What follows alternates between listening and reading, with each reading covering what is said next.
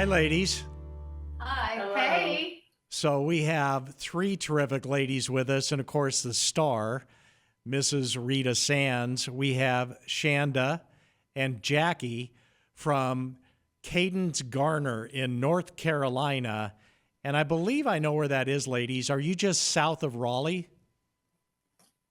East of Raleigh. East Yeah, of we're Raleigh. southeast. Okay. Yeah. I was close there in Tar Heel country, right? Yeah. Okay. And we have the star of the show, Mrs. Rita Sands. Hi, Mrs. Yeah, Rita. a pleasure to be here. Do your friends call you Mrs. Rita? No, they call me Rita. They call you Rita. Okay. So Rita, it's great to speak with you because you and I are media people. Tell me more about yourself. What do you do in media that is so special to you? So, well, I get to interview great people like you. And when I heard about you, Rita, I really wanted to talk to you because you really have enjoyed quite the career, including being the first female anchor at WCBS. Big station. Tell us about that. Well, there were moments that we were told they would be deciding it, and it moved up pretty quickly. And so I thought, well, I'll just tell what the truth is, and if there's questions, we can always edit out. But that's on their end of the organizational thing we were doing, and they were wonderful, very talented, helpful people. And so I gave some preliminary information on what happened and answered all questions asked me. I believe in doing that. Even a short answer is better than none. And it's a wonderful new field for a lot of men and women.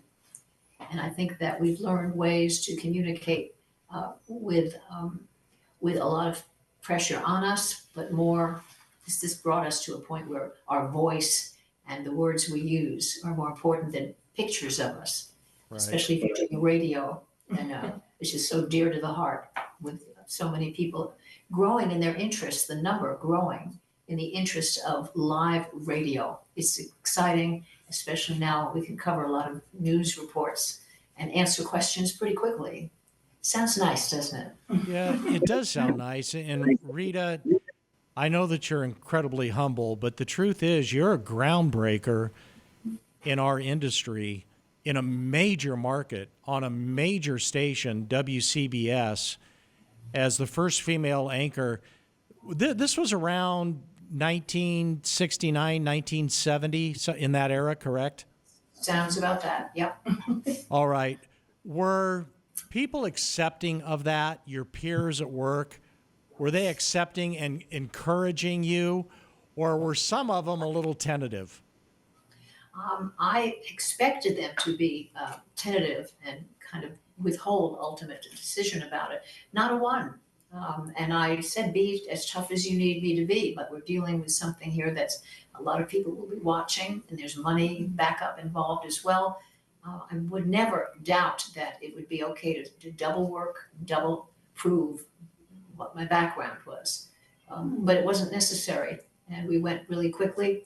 They came with proper research of their own, which is fine with me. If you live by the truth, research doesn't bother you. We really had an immediate connection because in radio you love the sound of things, and it makes it unique and ever memorable because it continues to grow, and a lot of young people have now joined it as well. So it's been a wonderful experience. And Rita, do you look back on that time that was just so period centric? So today, when we look at female anchors, there are so many, but in 1970, there was not. Do you look at female anchors today thinking, I'm really blessed because my career may have had something to do with putting these female anchors in that position, with giving them that opportunity? Well, I don't think of it that way because I don't know, unless I speak with each and every one, what is the trigger that brought them to discuss it in the first place and make a commitment to learn more. But I find that they worked hard early on, and to find another woman, it was kind of a way to move fast forward a little bit and to make an experience turn into something that they're going to do the rest of their life as well. It worked out beautifully. And you've had such an interesting career, including being a pilot, being, I still am. I mean, traffic, planes, and choppers and helicopters, correct? Yes, minimal, but I wanted to learn everything. And I had wonderful people beside me teaching me. And really, the original situation was getting more live reports. So you had to be good at changing around. But then that's when we started to talk about who does live radio work. Most young people want TV, and I've always loved radio and sound and music. So for me, this was a wonderful opportunity to talk about what meant a lot to me. And we took it from there. So, Rita, being a pilot Yes. in New York City and New Jersey in Yes. 1970, with the aircraft that you had available at that time, Yes. that's not easy. Trying to identify traffic routes, traffic patterns, let alone just being safe over the biggest city in the United States and America. You make it sound so ho-hum and so ordinary, but that is not an easy task. It isn't. Did you hear any of it yourself? What I had I did recorded? not. I was reading some stories about you, and I just thought it was fascinating going back to that era, flying over New York City at that time. Yes. I was just extraordinarily interested in this for years and decided now was the time, and love radio for all of its potential and its growing potential, by the way, these days. And a lot came out as things that so interested other women in particular, but men and women, to go into the field themselves. And so it grew and grew, and I felt delighted to see some individual talents make their move and contribute and learn how to be better and better and better. It's been wonderful for me, and I'm happy to have been part of it. And Rita, you worked with some of the giants in the industry, the Pat Summeralls of the world. And Rita, you covered so many big stories. For example, John Lennon's assassination. You were at the Dakota where John Lennon lived and where that happened just hours after it happened. And I know you covered other major stories as well. Can you reflect on some of those major stories that you covered? Sure. The first one that you referred to or talked about, I always felt when I decided to especially go live on a report, to go in person to make sure I can see quite literally what has happened and what it makes you think of and all the details of the reality of it. And then after that, to understand that the limited time that they have, and it's because that's the work that I did for years. So the two would mesh together comfortably, and I felt delighted to be a participant. Radio has been like a heartbeat to me. Why? I think because when I was young, I didn't have a lot of company around me. And my sister is very talented. She was out working early in life. And my father, a media individual, but also very talented in so many ways. He was on the road doing work and keeping the family together and with the things that we needed to have a happy life, and our mother as well. So I learned by their example, and after that felt I was very lucky to proceed, but I found out people wanted me to talk about what helped me be a better anchor and a better interviewer. I was happy to do that, but I never really enjoyed being the center of an interview. I liked helping opening people up and talking about the option that they have and may not realize that they have. The delight of radio, which so much of it is here and in memory. It's not just television, which is wonderful. Television changed everything, didn't it? For actually forever, and who knows what's coming around the bend the next. But Right. this was wonderful, putting yourself involved, getting feedback from people live. If you see that they look worried or they have forgotten something, instead of asking, well, we're just going to sit and wait for you to. No, never do that, never. So I would say before I ask you to say that again, give me just a moment, and I would give a recollection of what we had said and another example to give them time to breathe to make them be as successful as they needed to in that first time out. And they smiled. It gave them confidence, you see, to keep going. So I was happy to be there at the moment. It helped a number of them realize that they didn't have to be perfect at the first moment where they connected with the audience. But they are all doing well. I'm so proud of each and every one, and men and women. I think radio has always been underrated.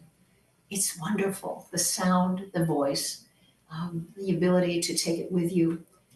There's wonders naturally in television. It's just different, isn't it? It It's is. just And a different experience. Shanda and Jackie, Yes. Rita's still got it. Rita, She does.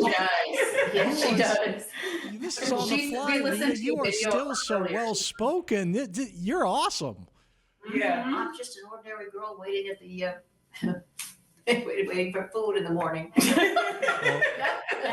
you're That's very the way it humble, but you're not an ordinary girl. And Rita, I know that you grew up in New York City, in Queens, correct?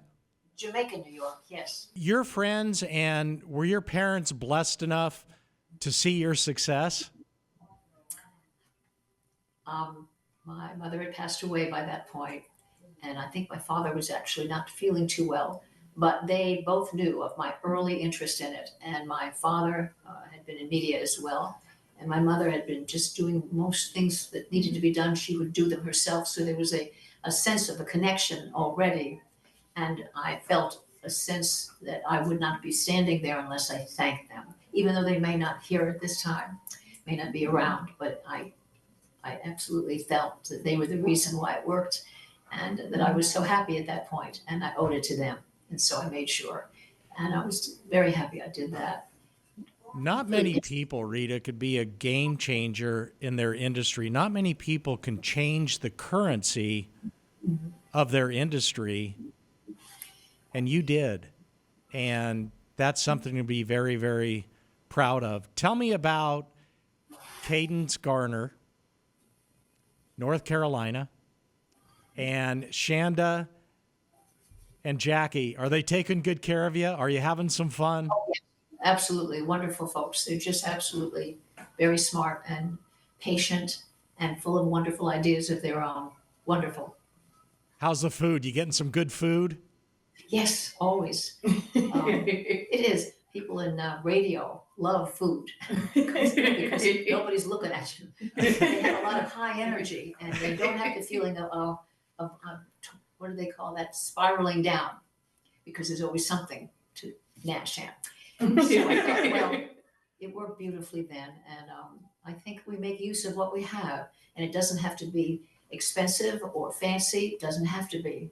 The people around us in radio now are among the most creative for solutions and for memory, and I think it teaches people who really interested in quality media for themselves, for children up and coming, for other people in the world, that they know how that feels, and they know what it takes to reach out and have words and tone and method and kind of a rhythm to talk to people via television, or if it's just radio, the sound of your voice and the sense that they all have of drawing you in because they want you to take the information they're about to give you.